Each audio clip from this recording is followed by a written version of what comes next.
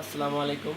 আজকে আমি আপনাদের সপ্তম শ্রেণীর অধ্যায় ছাত্র সংখ্যাকে 6, 7, 8, 9 অঙ্কগুলো করবো। তো আপনারা দেখে নেন কীভাবে করতে হবে ওগুলা। তো এইখানে তাকান, আমার রয়েছে কি 13z - 5 = 3 - 2z। আমাকে জেডের মান নির্ণয় করতে হবে। তো জেডের মান নির্ণয় করতে গেলে আমাদের মূলত কী করতে হবে যে আমার যেগুলো আছে সেগুলো এক পাশে নিয়ে নেবে। তাহলে কী করতে হবে, এখানে 13z এটা আছে কি এখানে মাইনাস আলা মাইনাস সহ, তাহলে দিনে এখানে খেলবে উল্টে গেলে আসবে কি প্লাস কত হবে 2z। এখানে রয়েছে কি 3, এখানে -5 দিচ্ছে, উল্লে লিখতে হবে +5 লিখে নিয়েছি। তাহলে দেখেন 13z আর 2z কত হবে 15z। আর এখানে হচ্ছে কত 3 আর 5 কত 8।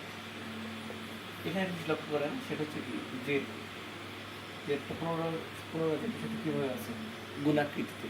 তো আমরা যখন চেঞ্জ করি সেটা কীভাবে ভাগ হয়ে যাবে। জেড এখানে রাখি 8 আছে, তো নোটে নিলাম, তাহলে নিয়েছিলাম কত 15। এইগুলো কি এটা। তারপর আজকে আমরা এইটা নেক্সট আসি। তো এটা দেখে নিন যে x/4 = 1/3।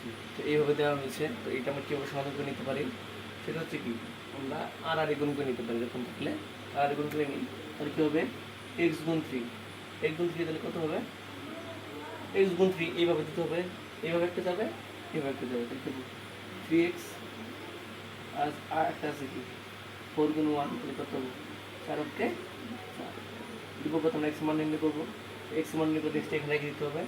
এখানে থাকবে কত 4, এই 3 আসবে কোথায় নিচে। তো এইভাবে আসলে মূলত অঙ্কগুলো করতে হয়। তো আমাদের নিয়মিত অঙ্ক শিখতে আমাদের চ্যানেলের সাথে যুক্ত থাকুন, সাবস্ক্রাইব করে পাশে থাকবেন। ধন্যবাদ।